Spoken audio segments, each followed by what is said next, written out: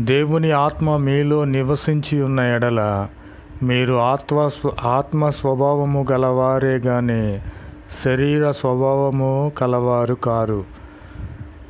ఎవడైనను క్రీస్తు ఆత్మ లేని వాడైతే వాడాయన వాడు కాడు.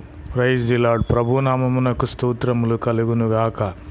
దేవుని ఆత్మ మనలో నివసించి ఉన్నదని ఎలాగూ మనము గుర్తుపట్టగలము? దేవుని ఆత్మ మనలో ఉన్నదని, పనిచేస్తూ ఉన్నదని, మనము శరీర సంబంధులము కాదని మనం ఎలా గుర్తుపట్టాలంటే, ఆత్మ సంబంధులైన వారు మంచి పనులే చేస్తారు, చెడ్డ పనులు చేయరు. కనుక దేవుని ఆత్మ వారిలో ఉన్నదని మనము కనిపెట్టాలి, తెలుసుకోవాలి.